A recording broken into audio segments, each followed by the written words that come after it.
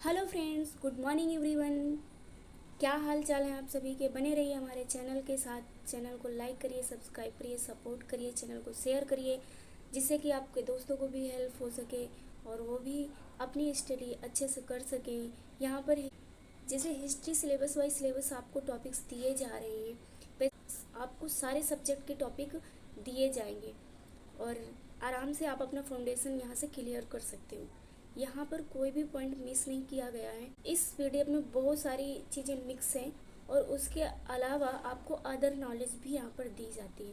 तो मुझे नहीं लगता कि यूट्यूब के अंदर इससे अच्छा कोई कंटेंट और रियल में ईमानदारी से आपके लिए अवेलेबल कोई करा पाएगा। और मैं दिल से चाहती हूँ कि हर बच्चा पढ़े, हर एक बच्चा शिक्षित हो, क्योंकि शिक्षा वो शेरनी का दूध है, जो पिएगा वो दहाड़ेगा। इसलिए हर एक बच्चे को पढ़ने के लिए ज़रूर प्रेरित करें, शिक्षा के लिए ज़रूर प्रेरित करें। कोई भी हमारे इंडिया में निरक्षर नहीं बचेगा, हर एक बंदा साक्षर होके जाएगा। और आज की जनरेशन तो जागरूक है ही। आप अगर पढ़ लोगे ना तो अपने अधिकार जान जाओगे। आपको कोई बेवकूफ़ नहीं बना सकता है। आप आराम से अपना जीवन यहाँ पे बिता सकते हो। वरना आजकल तो देखो एआई की टेक्नोलॉजी हो गई है। अगर आप चीज़ों को जानेंगे नहीं ना, प्रशिक्षित नहीं बनेंगे ना, तो आप बहुत पीछे चले जाएंगे और आपको अपना जीवन बिताना मुश्किल हो जाएगा इस जनरेशन में। इसलिए आप लोग जागरूक होइए और हर एक पर्सन शिक्षा की ओर हाथ बढ़ाइए। ओके, तो चलते हैं आज के मोटिवेशन के साथ। आज का मोटिवेशन है, हिम्मत ना हारो। हिम्मत ना हारो जब कोई काम बिगड़ जाए, जैसा कि कभी कभी होगा। जब रास्ता सिर्फ चढ़ाई का ही दिखता हो, जब रास्ता सिर्फ चढ़ाई का ही दिखता हो, जब पैसे कम और कर्ज ज़्यादा हो, जब पैसे कम और कर्ज ज़्यादा हो, जब मुस्कुराहट की इच्छा आह बने, जब चिंताएं दबा रही हों, जब चिंताएं दबा रही हों तो सुस्ता लो, लेकिन हिम्मत ना हारो। हिम्मत मत हारना। भूल भुलैया है ये जीवन, भूल भुलैया है ये जीवन, पगडंडियाँ जिसके हमें पार करना है, पगडंडियाँ जिसकी हमें पार करनी है। कई असफल तब लौट गए जब पार होते गए, जो आगे बढ़ते गए, जब पार होते गए, जो आगे बढ़ते गए। धीमी रफ्तार तो क्या, मंजिल को एक दिन पाओगे, धीमी रफ्तार तो क्या, मंजिल को एक दिन पाओगे। सफलता छिपी है असफलता में ही, सफलता छिपी है असफलता में ही, जैसे शंका के बादल में आशा की चमक। नाप सकोगे क्या इतनी दूरी, नाप सकोगे क्या इतनी दूरी, दूर दिखती है लेकिन मुमकिन है यह नज़दीक हो, दूर दिखती है लेकिन मुमकिन है यह नज़दीक हो। डटे रहो चाहे कितनी भी मुश्किल हो, डटे रहो चाहे कितनी भी मुश्किल हो, चाहे हालात जितने भी बुरे हों, लेकिन हिम्मत ना हारो, डटे रहो, लेकिन हिम्मत ना हारो, डटे रहो। तो ये रहा आज का हमारा मोटिवेशन। आशा करती हूँ कि आप सभी लोगों को बहुत ही अच्छी लगेगी ये कविता, और मैंने सेल्फ से ही इसे लिखा है। और आप लोग कमेंट्स करके बताइएगा कि कैसी कविता है और क्या आपको सच में मैं मोटिवेट कर पा रही हूँ, पढ़ने के लिए प्रेरित कर पा रही हूँ, जिससे कि आप अपनी एजुकेशन को कंप्लीट कर सको। वैसे तो सेल्फ मोटिवेशन से बड़ा कोई मोटिवेशन नहीं होता, क्योंकि दिया गया मोटिवेशन या सुना गया मोटिवेशन कुछ टाइम तक असर करता है, 1 घंटे 2 घंटे या हफ्ते भर। अगर आप ज़्यादा सेंसिटिव हो तो थोड़ा लॉन्ग टाइम तक आपके ऊपर इसका असर रह सकता है। और ऐसा नहीं है, बहुत सारे लोग सुन करके ही कई सारी चीज़ों को आगे करने के लिए आगे बढ़ गए। पता नहीं किस बंदे को कौन सी बात चुभ जाए, तो कौन सी लाइन अच्छी लग जाए और उसे अपने दिल में बसा ले और उसके थ्रू वो सक्सेस पा ले। तो मैं चाहती हूँ कि ये नेक काम पता नहीं मुझसे कब होगा, जिससे कि मेरी लाइनें किसी भी पर्सन को छू ले और जिससे कि वो अपनी कामयाबी की ओर आगे बढ़ जाए और अपनी सफलता को पाले। तो चलते हैं इसी के साथ अपने टॉपिक में, without time wasting, come to the point. और आज हम पढ़ेंगे जैन धर्म के बारे में। जैन धर्म में कौन कौन से तीर्थकर थे, जैन धर्म का उदय कब हुआ, जैन धर्म के संस्थापक कौन से थे, जैन धर्म के अंतिम जैनिज्म कौन थे और इनका कब पतन हुआ, इनके बारे में हम पढ़ेंगे। और कोई भी पॉइंट यहाँ पे मिस नहीं होगा। बस फ्रेंड्स, आपसे एक ही रिक्वेस्ट है, वीडियो को आधा अधूरा मत देखिएगा, क्योंकि चीज़ें समझ में नहीं आएगी। आप जब भी देखो वीडियो को समय निकाल करके पूरा देखो, ताकि आपको चीज़ें शुरू से लेकर लास्ट तक समझ में आए, क्योंकि आधा ज्ञान कभी काम में नहीं आता, आधा जल गगरी छलकत जाए। ठीक है, आज की जो मेरी पोएम थी, मेरी लाइनें थी, उसका भी मतलब यही था कि कभी भी अपनी प्रिपरेशन या अपनी मंजिल को अधूरे रास्ते पे मत छोड़ो, जिससे कि जब आप मंजिल पाने वाले होते हो तो आप हार करके चले जाते हो। तो और थोड़ा टाइम कोशिश करके देख लो, जिससे कि आपकी मंजिल मिल जाए। कोशिश करने वालों की कभी हार नहीं होती। ओके, तो इसलिए आप कोशिश करते रहिएगा और एक दिन आप जीत अवश्य पाएंगे। और हाँ, जो लोग सपोर्ट करते हैं उनको किया तो बहुत अच्छा किया, लेकिन करके छोड़ दिया तो बहुत बुरा किया। जिसको भी सपोर्ट करो लास्ट तक सपोर्ट करो, अदरवाइज हाथ ही मत आगे बढ़ाओ। कहते हैं ना, हेल्प करो तो दिल से करो और पूरी तरीके से करो, वरना किसी के लिए हेल्प के लिए हाथ मत बढ़ाओ। अगर हाथ बढ़ा रहे हो तो उसे पार लगा दो। ठीक है, तो किसी के साथ ऐसा मत करना कि आप आधे में ही उसे छोड़ करके चले जाओ। अगर आप सपोर्ट कर रहे हो तो उसके लास्ट जीत तक सपोर्ट करो, जिससे कि पूरा जीवन वो आपके साथ खड़ा रहे और आपके जीत, उसकी जीत से आपकी जीत आसान हो जाए। ओके, तो चलते हैं हम। आज हमारा क्वेश्चन क्या है, अपने क्वेश्चन में चलते हैं। ये हमारा पहला क्वेश्चन है स्क्रीन पर। जैन और तीर्थकर शब्दों का जैन धर्म में क्या महत्व है? जैन और तीर्थकर शब्दों का जैन धर्म में क्या महत्व है, देख लेते हैं। जैन शब्द का अर्थ है जिन। ओके, ये शब्द किसने दिया था? महावीर ने दिया था। ठीक है, जिन का मतलब होता है विजेता।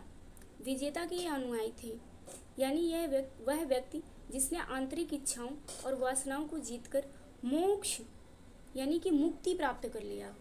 ठीक है, तीर्थकर का अर्थ है तीर्थ निर्माता, अर्थात वे प्रबुद्ध प्रणाली जो अन्य लोगों को संसार यानी संसारिक कष्ट से मुक्त होने का मार्ग दिखाते हैं। जैन धर्म का कहना है कि जो तीर्थ निर्माता है ना, तो वो संसारिक दुखों से मुक्त कराते हैं, मुक्त करने का मार्ग दिखाते हैं। जैन धर्म प्रत्येक अर्धचक्र 24 तीर्थकारों को स्वीकार करता है। महावीर 24वें अंतिम तीर्थकर थे। ठीक है, अगर महावीर 24वें अंतिम तीर्थकर थे तो प्रथम कौन था, इसके बारे में जान लेते हैं। ओके, जैन धर्म के संस्थापक कौन थे और प्रथम तीर्थकर थे ऋषभदेव। ठीक है,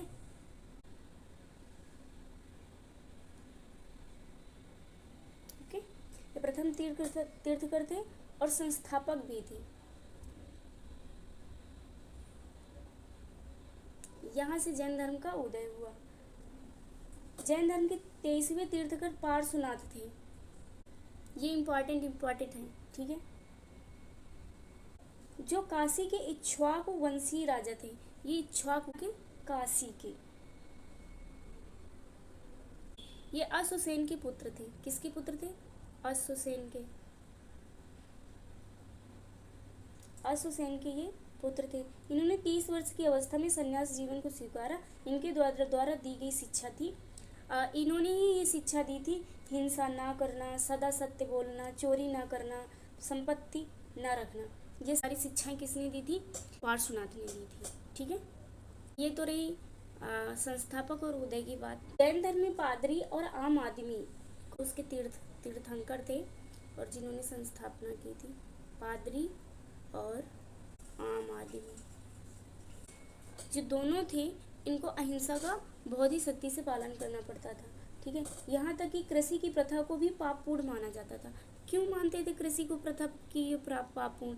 क्योंकि जब कृषि की जाती थी तो उसमें फावड़ा नहीं चलेगा, कि हल नहीं चलेगा।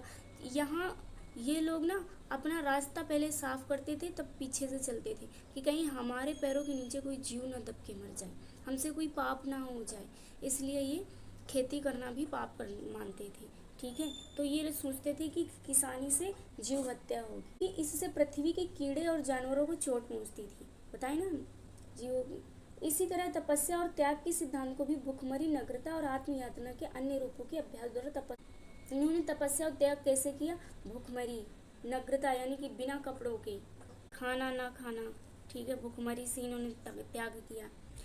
नग्नता, बिना कपड़ों के रहे, ठीक है, और आत्मयातना यानी कि आत्मज्ञान को प्राप्त करना, आत्मयातना,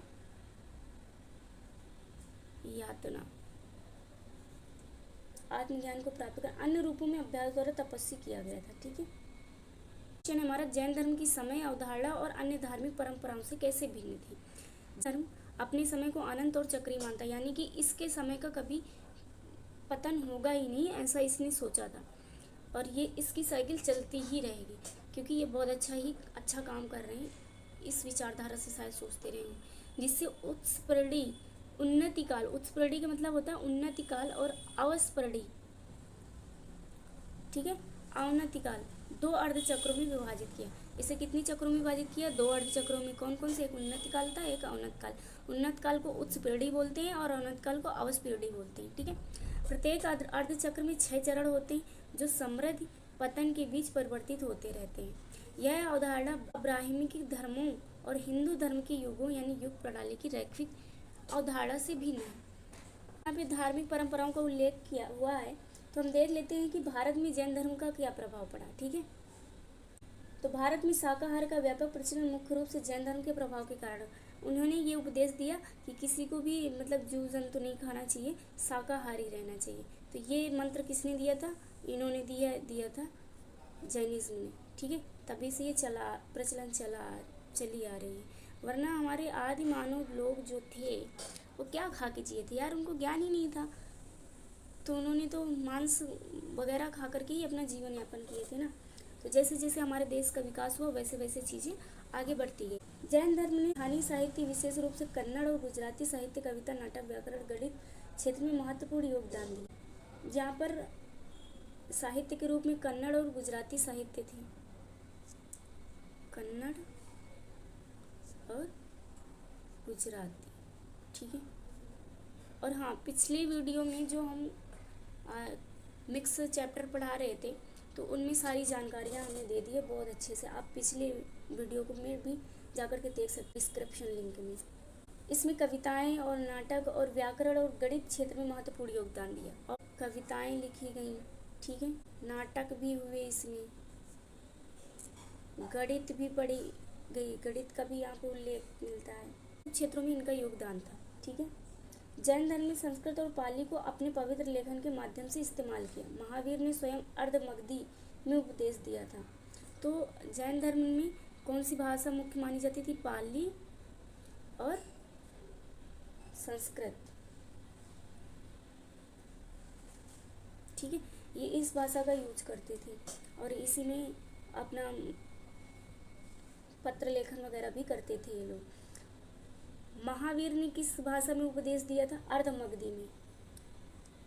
महावीर ने किस भाषा में उपदेश दिया था? अर्धमगधी। तमिल में थिरुक्का थेवर द्वारा सेवा सिंथ मणि पवनांधी मुनिवर द्वारा एक तमिल व्याकरण नत्रूल जैनियों द्वारा समृद्ध साहित्यिक कार्य है। जो तमिल व्याकरण लिखी गई थी वो किसके द्वारा लिखी गई थी? थिरुक्का थेवर द्वारा, ठीक है। और किसके सेवा में? सिंथमणि के, ठीक है। और मुनि कौन थे? पवननादी मुनिवर द्वारा तमिल व्याकरण नत्रूल जैनियों द्वारा समृद्ध साहित्यिक कार्य में लिखी गई थी, ठीक है। कला और वास्तुकला में जैनों का योगदान उल्लेखनीय है। इसमें जैन धर्म में कला और वास्तुकला भी देखने को मिलती है। राजस्थान के माउंट आबू में दिलवाड़ा मंदिर अपने कला और वास्तुकला के लिए प्रसिद्ध है। यहाँ पर राजस्थान के माउंट आबू में स्थित दिलवाड़ा मंदिर अपनी कला और संस्कृति के लिए प्रसिद्ध है। कौन सा मंदिर? दिलवाड़ा मंदिर। खजुराहो, चित्तौड़ और रड़कपुर के जैन मंदिर भी अपनी वास्तुकला के लिए प्रसिद्ध हैं। रड़कपुर जैनियों के प्रमुख पवित्र स्थानों में से एक है, जैसे कि उदयगिरी, हाथी गुफा, एलोरा, गिरनार में नक्काशी जैन कला के अच्छे उदाहरण मिलते हैं, ठीक है। ये सारे उदाहरण इसमें देखने को मिलते हैं। मैसूर के पास श्रवण बेलगोला में विशाल गोमतेश्वर प्रतिमा एक और जैन स्मारक है, ओके। जैन धर्म के अनुयायियों को अहिंसा यानी कि गैर छूट के सख्त पालन के कारण कृषि और युद्ध जैसे कुछ ट्रेडों और व्यवसायों को आगे बढ़ाने से प्रतिबंधित कर दिया गया। इसलिए उन्होंने व्यापार और वाणिज्य पर ध्यान केंद्रित किया और परिणाम स्वरूप वे बहुत समृद्ध हो गए। हेमचंद्र शायद सबसे महान जैन इतिहासकार थे। इन्होंने ए हिस्ट्री ऑफ गुजरात लिखा। हेमचंद्र ने की पुस्तक का क्या नाम था? ए हिस्ट्री ऑफ गुजरात।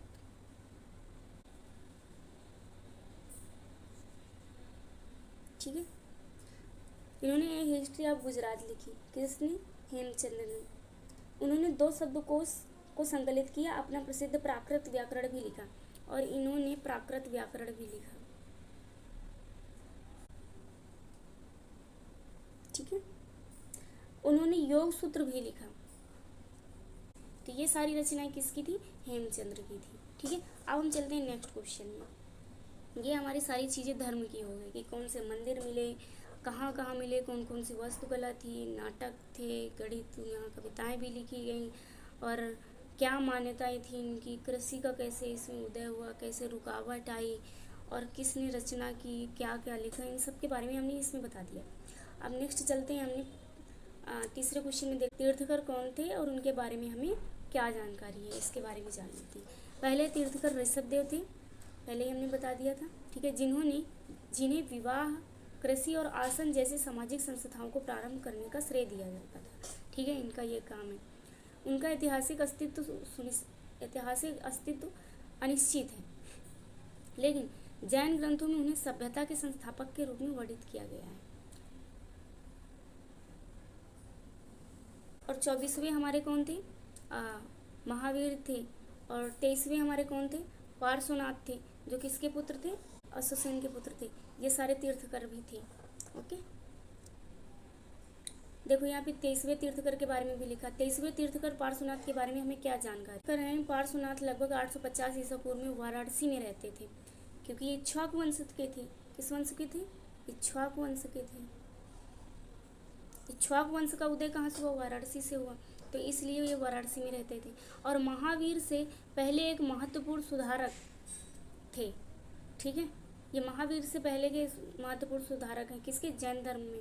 उन्होंने 4 मुख्य नैतिक सिद्धांतों का वर्णन किया है, इस पे जोर दिया है, जिसे अहिंसा बोलते हैं, हिंसा ना करना, सत्य मतलब सत्य बोलना, आचार्य मतलब अचौर्य मतलब चोरी ना करना, अपरिग्रह मतलब अधिकार ना जमाना। इसे हम क्या बोलते हैं? आगे चल करके एक और बढ़ गया, जिसे हम जैन धर्म के 5 महाव्रत बोलते हैं। अब ये 5 महाव्रत में एक और कौन था? ब्रह्मचर्य था। ठीक है, अचौर्य को अस्तेय भी बोलते हैं। ओके, अस्तेय मतलब चोरी न करना। ठीक है, अपरिग्रह मतलब अधिकार न जमाना। ब्रह्मचर्य मतलब यहाँ पे 5 व्रत थे, ब्रह्मचर्य एक और था, जिसे शुद्धता बोलते हैं। और ब्रह्मचर्य को किसने जोड़ा था? महावीर ने जोड़ा था। ठीक, तो 4 आयाम इनके हो गए और एक आयाम किसका हो गया? तो पंचार्यम हो गए, यानी कि 5 महाव्रत दिए गए थे, तो महावीर का हो गया। अब चलते हैं महावीर के बारे में जान लेते हैं। महावीर के प्रारंभिक जीवन के बारे में क्या ज्ञात है? महावीर का जन्म 599 ईसा पूर्व वैशाली के निकट कुंडा ग्राम में हुआ था। कहाँ पे? कुंडा ग्राम में हुआ था। ठीक है, और ये कहाँ पे पड़ता है? बिहार में। ठीक है, ये एक क्षत्रिय शासक परिवार से थे। उनके पिता सिद्धार्थ ज्ञात्रक कुल के मुखिया थे और उनकी माता त्रिशला विदेह वंश से थी। ठीक है, ये तो इनका जीवन परिचय हुआ। दिगंबर परंपरा के अनुसार इन्होंने कभी विवाह नहीं किया। इन्होंने ब्रह्मचर्य का सिद्धांत इसीलिए दिया है, जबकि श्वेतांबर परंपरा मानती है कि उन्होंने यशोदा से विवाह किया और एक पुत्री थी इनके। ठीक है, उनकी श्वेतांबर मतलब कपड़े पहनने वाले। ठीक है, ये सफ़ेद वस्त्र धारण करते थे। दिगंबर मतलब ये कपड़े नहीं पहनते थे, वस्त्र धारण नहीं करते थे। महावीर की शिक्षाओं पर आधारित जैन धर्म के विहित ग्रंथ हैं, कई सारे इनके ग्रंथ हैं, जैसे कि 12 अंग, 12 उपांग, 12 आगम, ये सारे ग्रंथ हैं इनके। क्या? 12 अंग, 12 उपांग, आगम। ठीक है, और यहीं से जैन आगम भी इन्हें कहा जाने लगा। सूत्र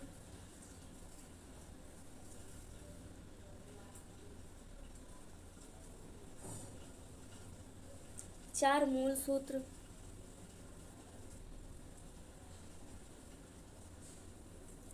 10 प्रकीर्णक सूत्र,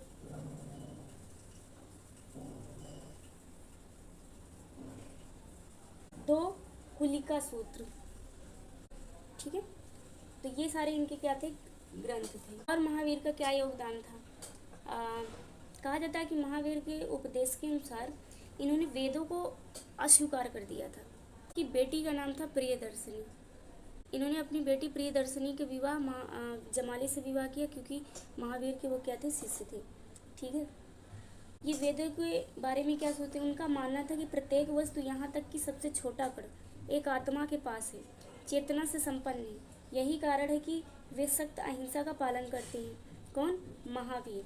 कर्म और आत्मा के संक्रमण में विश्वास करते हैं। जैनियों ने ब्रह्मांड के निर्माता या निर्धारक के रूप में एक सार्वभौमिक आत्मा या सर्वोच्च शक्ति की अवधारणा को खारिज कर दिया था। जैन धर्म देवताओं के अस्तित्व से इनकार नहीं करता है। देवताओं को ब्रह्मांड योजना में कोई महत्वपूर्ण हिस्सा देने से इनकार करता है। देवताओं को जीने से नीचा स्थान दिया जाता है, यानी कि विजेता से नीचे स्थान दिया जाता है। तपस्या में विश्वास करके मोक्ष की प्राप्ति और भूखमरी से मरना जैन धर्म और बौद्ध धर्म के बीच मुख्य अंतर है। सार्वभौमिक भाईचारा, जाति व्यवस्था में विश्वास। जैन धर्म के कई सारे उदय के कारक है। जैसे भद्रबाहु ने क्यों सोचा कि जैन धर्म की स्थापना करना चाहिए? क्योंकि उसके कई सारे कारण थे, जैसे कि कर्मकांड के खिलाफ प्रतिक्रिया या धार्मिक अनुष्ठान, इन सब के बारे में सोचकर उन्होंने, जैसे पुरोहित वर्ग जो था, ब्राह्मणवाद बहुत ज़्यादा चलने लगा था, तो इन सब के बारे में सोचते हुए उन्होंने जैन धर्म की स्थापना की। धर्म में भ्रष्टाचार बढ़ गया था।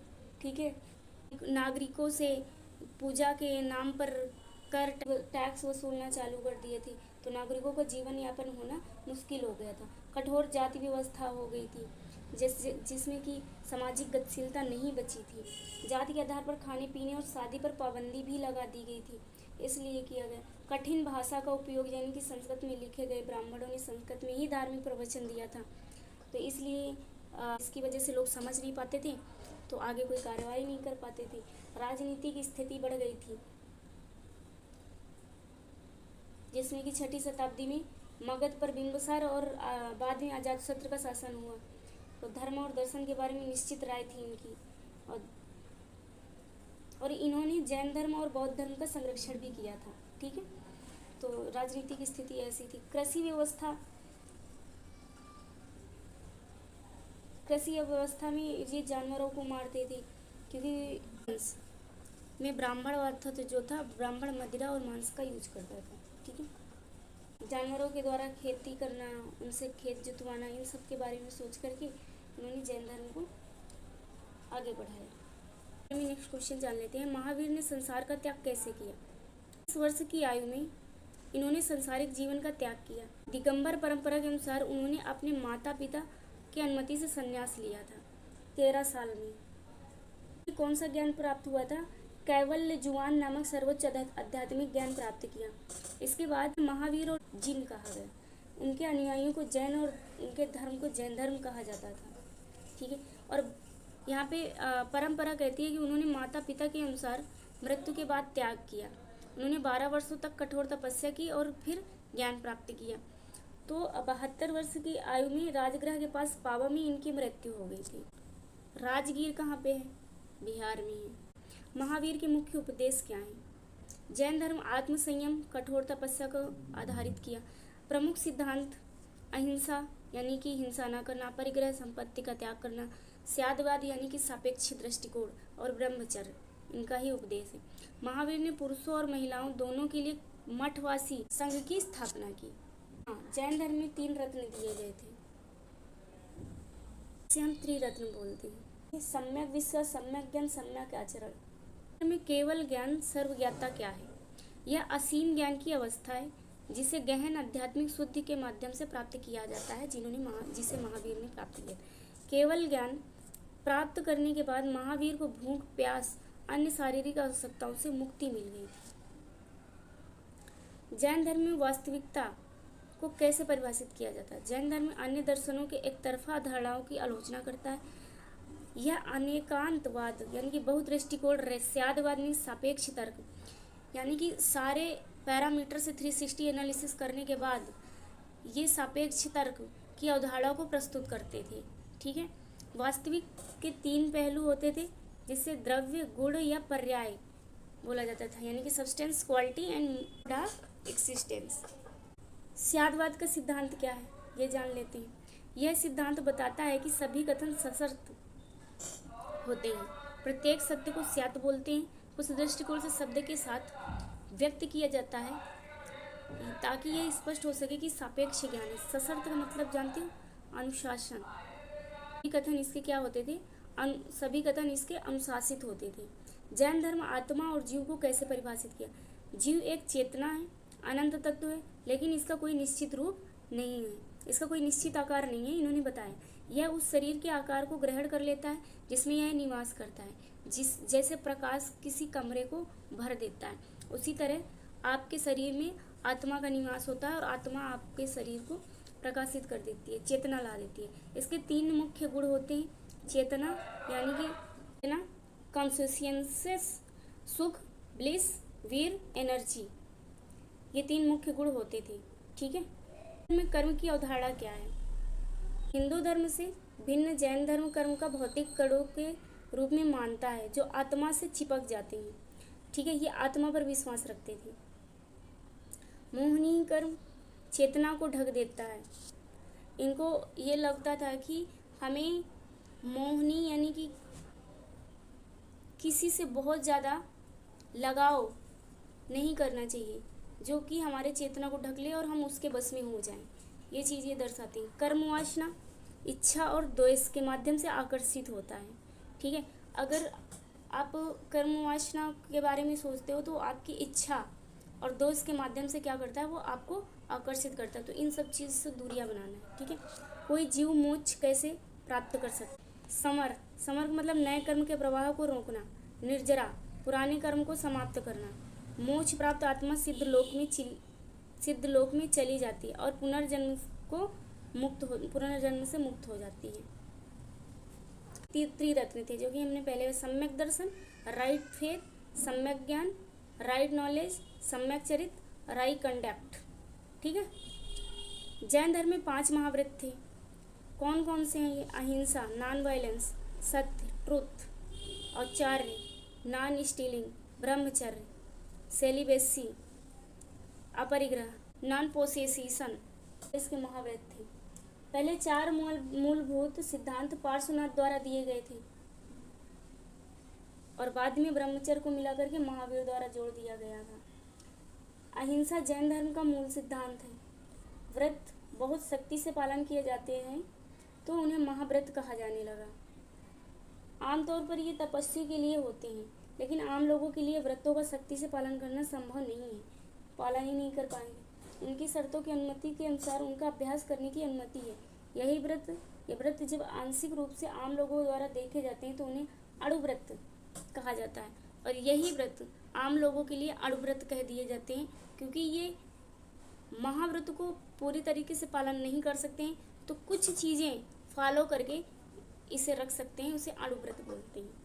ठीक है, इसका कुछ पार्ट्स आप अपना सकते हो। जैन धर्म का अहिंसा नॉन वायलेंस के प्रति क्या दृष्टिकोण था। अहिंसा पूर्ण रूप से पालन की जाती थी जो पशु और पौधों यहाँ तक कि सूक्ष्म जीवों तक फैली होती थी। ठीक है, कि उनको लगता था कि अगर गलती से भी हमारे पैरों या हाथों से या किसी भी चीज़ से अगर कोई भी जानवर को हानि पहुँचती है तो वो उसके लिए हम पाप के भागीदार माने जाएंगे। दिगंबर और श्वेतांबर संप्रदायों में कठोरता के स्तर में अंतर है। दिगंबर अधिक कठोर है और तपस्वी नामों का पालन करता है। तो अब हम जान लेते हैं दिगंबर के बारे में। ठीक है, जैन धर्म का दिगंबर संप्रदाय स्थूलभद्र द्वारा संकलित किया गया है, जिन्हें जैन आगम अधिकार को अस्वीकार करता है। ये जैन आगम को नहीं मानता है। कौन? स्थूलभद्र। ये दिगंबर लेकर के आया है।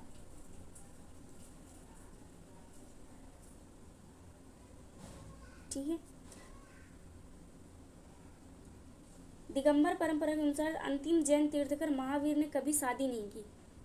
दिगंबर परंपरा के अनुसार बताया जाता है कि महावीर शादी नहीं की, लेकिन श्वेतांबर परंपरा के अनुसार बताया जाता है कि महावीर ने शादी की थी। उन्होंने अपने माता पिता की अनुमति के लेने के बाद 30 साल की उम्र में दुनिया का त्याग कर दिया था। दिगंबर का मानना है कि आत्मज्ञान प्राप्त करने के बाद महावीर भूख, प्यास और नींद जैसी अमानवीय गतिविधियों से मुक्त हो गए थे। दिगंबर परंपरा में भिक्षु कोई कपड़ा नहीं पहनते थे, ये वस्त्रहीन रहते थे। ठीक है, वे केवल गिरे हुए मोर पंख से बनी झाड़ू और एक पानी की लौकी ले जाते थे। पानी की लौकी ले जाते थे। ये केवल मोर पंख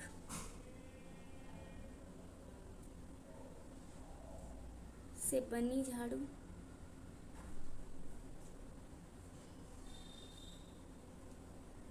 क्योंकि ये साफ करते हुए चलते हैं ना आगे, कि हमारे पैरों के नीचे कुछ पड़ ना जाए, और मानवीय गतिविधियों से मुक्त वो एक पानी की लौकी ले जाते हैं। दिगंबर परंपरा के सबसे महत्वपूर्ण विद्वान भिक्षुओं में से एक आचार्य कुंडकुंड थे। उन्होंने समयसर और प्रवचन जैसे प्राकृत ग्रंथ लिखे। और इन्होंने क्या क्या लिखा? समयसर, प्रवचन जैसे प्राकृत ग्रंथ लिखे। प्राकृतक क्या है? प्राकृत भाषा है। ठीक है, प्राकृत भाषा में इन्होंने ग्रंथ लिखे। ठीक है, सामंतभद्र यानी कि रत्नकरंड, सिद्धसेन, दिवाकर इस परंपरा के अन्य महत्वपूर्ण नामकर थे। और कौन कौन था? सामंतभद्र, दिवाकर।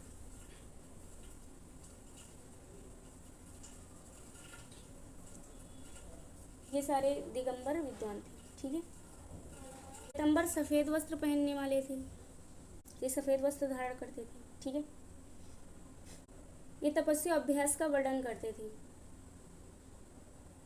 जो इसे दिगंबर आकाश पहने हुए जैनों से अलग करता है, जिनके तपस्वी आभासी नग्न हो जाते हैं, अभ्यासी नग्न हो जाते हैं। श्वेतांबर दिगंबरों के विपरीत यह नहीं मानते कि तपस्वियों को नग्नता का अभ्यास करना चाहिए, राइट, नहीं करना चाहिए। श्वेतांबर भी मानते हैं कि लेकिन सबकी अपनी अपनी अलग अलग मान्यताएं होती हैं, जिसको जिसमें मुक्ति मिले भाई वो उस हिसाब से वो काम कर रहा है, मोक्ष प्राप्त करने में सक्षम है।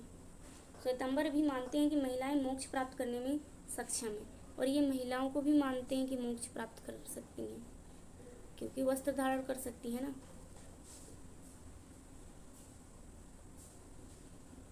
वे कहते हैं कि 19वीं तीर्थकर मल्लिनाथ एक महिला थी।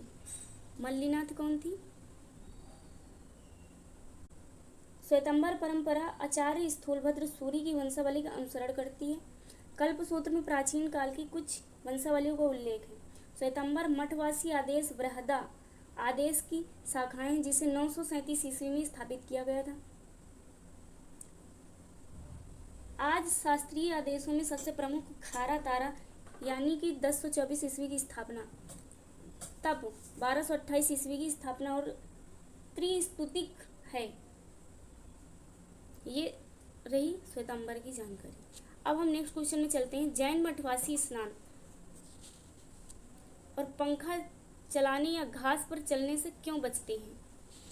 इसमें सूक्ष्म जीव निगोद को नुकसान हो सकता है, इसलिए बचते हैं। ठीक है, दिगंबर और श्वेतांबर संप्रदायों में मुख्य अंतर क्या है? काफ़ी टाइम से हम इसी के बारे में बता रहे हैं, तो आपको सब पता ही हो गया है। दिगंबर सन्यासी पूर्ण नग्न रहते थे, जबकि श्वेतांबर सन्यासी सफ़ेद वस्त्र धारण करते थे। दिगंबर और श्वेतांबर महावीर जीवन के बारे में कैसे भिन्न दृष्टिकोण? दिगंबरों का मानना है कि महावीर ने विवाह नहीं किया था, और श्वेतांबरों का मानना है कि महावीर ने विवाह किया था और उनकी एक पुत्री भी थी, उसका नाम प्रियदर्शनी है, और उन्होंने विवाह यशोदा से किया था। ठीक है, ऐसा इनकी मान्यता। जैन धर्म में संलेखना यानी कि शिक्षा से मृत्यु का व्रत क्या है? स्वेच्छा से मृत्यु के व्रत क्या है? यह कर्म जो महावीर के लिए जो महावीर को माना जाता है। ठीक है, कि इन्होंने इनकी मृत्यु नहीं हुई थी, इन्होंने अपना शरीर त्यागा था, ऐसा कहा जाता है। यह कर्म को समाप्त करने के लिए स्वेच्छा से उपवास करने की आध्यात्मिक प्रक्रिया है। ओके, व्यापार जैनों के लिए पसंदीदा व्यवसाय क्यों है? कृषि और शासन में जीवों की हिंसा होती है, इसलिए व्यापार एक नैतिकता का विकल्प माना गया है। संलेखना यानी कि स्वेच्छा से मृत्यु का व्रत क्या है? यह एक आध्यात्मिक अभ्यास है। जिसमें व्यक्ति स्वेच्छा से उपवास करता है और धीरे धीरे शरीर त्याग कर अपने कर्मों का क्षय करता है। ठीक है। जैन धर्म में 14,000 भिक्षुओं की संख्या का क्या महत्व है? कल्प सूत्र के अनुसार महावीर ने अपने पीछे 14,000 भिक्षु और 36,000 भिक्षुड़ियां छोड़ी थी। ठीक है। यह जैन धर्म महिलाओं की महत्वपूर्ण भूमिका को दर्शाता है। क्या जैन धर्म में महिलाओं की संन्यास ग्रहण करने की अनुमति थी? हाँ, लेकिन श्वेतांबर में, ना कि दिगंबर में। हाँ, लेकिन दिगंबर संप्रदाय मानता है कि महिलाएं मोक्ष प्राप्त करने के लिए पुरुष के रूप में पुनर्जन्म लेंगी, तभी जाके प्राप्त होगा उनको मोक्ष। लेकिन श्वेतांबर का ऐसा मानना नहीं है। वो कहते हैं कि महिलाएं भी मोक्ष प्राप्त कर सकती हैं, जैसे मल्लिकार्जुन के बारे में उन्होंने बताया है। कौन थी मल्ली अर्जुन? मल्ली। ठीक है। जैन धर्म की महिला तीर्थकर। क्या जैन धर्म की महिला तीर्थकर है? श्वेतांबर संप्रदाय के अनुसार 19वीं तीर्थकर मल्ली एक महिला थी, लेकिन दिगंबर संप्रदाय के अनुसार इस मान्यता को स्वीकार नहीं करता है। जैन धर्म ने जाति व्यवस्था को कैसे चुनौती दी थी? इसने सभी वर्णों के लोगों को मठवासी संघ यानी कि संन्यास परंपरा में शामिल होने की अनुमति दी थी। हालांकि प्रारंभिक जैन धर्म में ब्राह्मण और क्षत्रिय वर्ग के लोग अधिक प्रभावशाली थे, क्योंकि स्टार्टिंग में अगर आप कोई काम करोगे ना तो तुरंत ही बदलाव नहीं आ सकता है, धीरे धीरे उसको समय लगता है। तो इसलिए था प्रभाव उनका शुरू में। जैन धर्म ने ब्राह्मणवादी अनुष्ठानों की आलोचना कैसे की? जैन धर्म यज्ञ और बलिदान का विरोध करता था, स्व अनुशासन और तपस्या अनुष्ठानों से अधिक महत्व देता था। भारत में जैन धर्म का पतन क्यों हुआ? हिंदू धर्म की समावेशी नीतियां बौद्ध धर्म को राज्य संरक्षण और इस्लामी आक्रमण इसके पतन के कारण बनी। ठीक है। तो कौन कौन इसके पतन के कारण बने और हम इसके डिटेल में जान लेते हैं। ठीक है। जैसे शाही संरक्षण का अभाव हो गया, जो राजवंशी संरक्षण थी, शाही संरक्षण, उसका क्या हो गया? अभाव हो गया। और ये शाही संरक्षण में कौन कौन था? बिंबिसार थे, अजातशत्रु थे, उदयन और खारवेल जैसे महान शासकों ने जैन धर्म को शाही संरक्षण प्रदान किया था। ठीक है। इन्होंने जैन धर्म को अपनाया था, लेकिन बाद में बौद्ध धर्म ने जैन धर्म को ग्रहण लगा दिया। इसके बाद जब बौद्ध धर्म आया ना, वो जैन धर्म के पीछे राहु केतु बन के लग गया और जैन धर्म का पतन होने लगा। अशोक, कनिष्क और हर्षवर्धन जैसे शासकों ने बौद्ध धर्म को अपनाया था और इस धर्म के प्रसार के लिए कड़ी मेहनत की थी। ठीक है। इसलिए जैन धर्म का क्या हो गया? पतन हो गया। प्रयासों की कमी, और क्या था? प्रयासों की कमी थी। दूसरी बात, इन्होंने कृषि को पाप माना था, तो अगर लोग कृषि नहीं करेंगे तो खाएंगे क्या?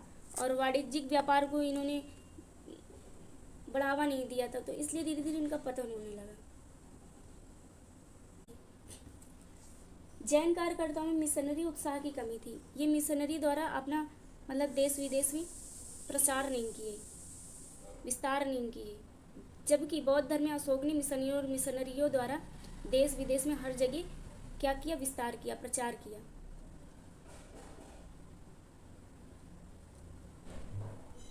मिशनरियों की कमी थी। ठीक है। वे गांव और कस्बों में धर्म के प्रसार के लिए उत्साहित नहीं थे। इनका मानना था कि गांव और कस्बे वाले हमारी बात को नहीं मानेंगे, इसलिए उन्होंने अपने धर्म का प्रचार नहीं किया। जैन धर्म की गंभीरता, जैन धर्म की गंभीर तपस्या के अभ्यास ने के पतन को लाने में एक शक्तिशाली कारक के रूप में काम किया। जैन कठोर तपस्या और आत्म वैराग्य का अभ्यास करते हैं। महावीर ने स्वयं शारीरिक वैराग्य का अभ्यास किया, आत्म वैराग्य का अभ्यास किया।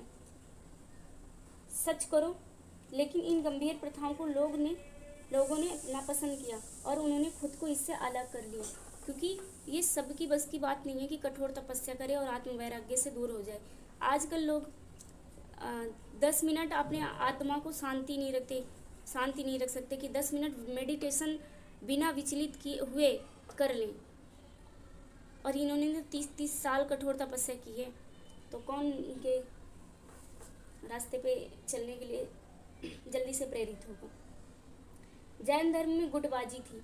महावीर की मृत्यु के बाद जो महान विद्वता हुई वे जैन धर्म के पतन का एक और कारण था।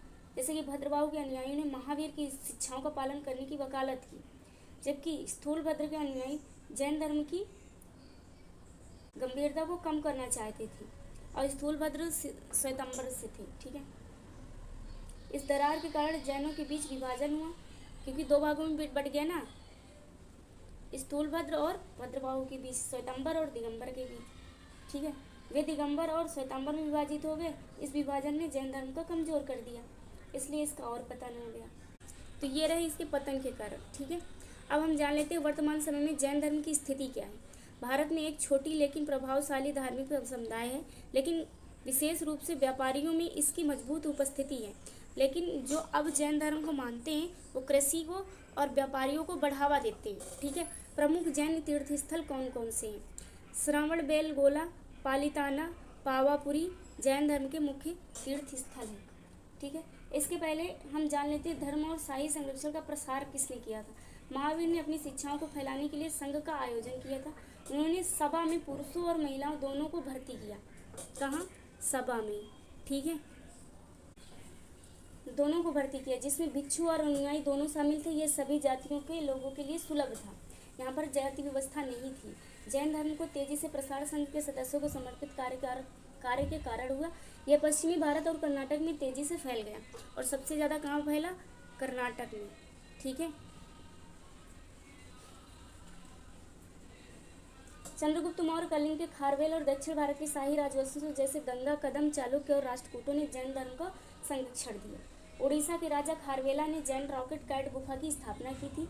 शस्त्रकूट वंश के राजा अमोघवर्ष जैन भिक्षु शस्त्रकूट ने राष्ट्रकूट वंश के राजा अमोघवर्ष जैन भिक्षु जब बने, और रत्नामलिक लिखी थी। ठीक है, बदामी और एहेल में चालुक्य काल के रॉक कट गुफाओं में जैन तीर्थकारों की आकृतियां हैं। माउंट आबू में दिलवाड़ा जैन मंदिर 11 से 13वीं शताब्दी के बीच चालुक्य वंश के राजाओं द्वारा बनाए गए थे। तो ये सारी डिटेल्स थी जैन धर्म के बारे में। ठीक है, और यहीं से हम अपनी क्लास को एंड करते हैं। और चैनल को लाइक करिए, सपोर्ट करिए, सब्सक्राइब करिए, वीडियो को पूरा वॉच करिए। Wish you all the best. Thank you everyone.